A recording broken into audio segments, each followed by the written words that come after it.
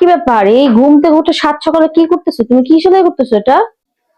শোনো, ঘুমের মধ্যে লুঙ্গিটা সামান্য ছিঁড়িয়ে গেছে, এটা যদি একটু সেলাই হয়ে চলি আরো 2 বছর চলিয়ে যাবে, সমস্যা নাই।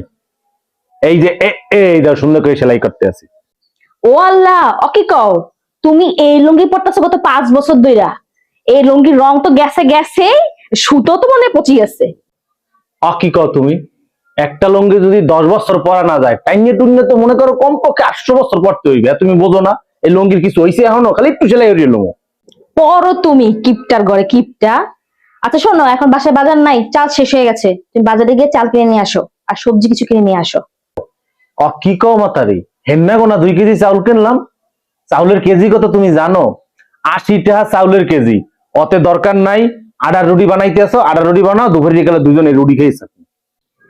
হাই রে, কিপটার ঘরে কিপটা। দুপুরে তো অন্তত একটা বেলা মানুষ ভাত খায়, ভাত খাবে তাই না? এই কিপটার ঘরে কিপটার জন্য আমার সকালেও এখন রুটি খেতে হবে, দুপুরেও রুটি খেতে হবে, এটা কোনো কথা?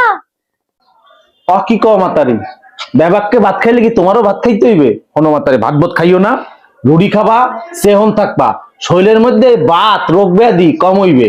এখন যাও তো মাতারি, মোরে সেলাই করতে দাও, কামড়তে যাও, যাই রুটি বানাও, যাও খাইতে হইবে দৌড়িয়ে গেলে। আরে আমার কপালের ঘরে কপাল, তোমার লাহাইন এমন কিপটা আমি আমার বাপের জন্মে দেখি নেই। এখন বলে আমার ভাত খায়, ভাতের বদলে আমার রুটি খেয়ে খাওন লাগবে। আলা কিপটার ঘরে কিপটা, খাস তোর।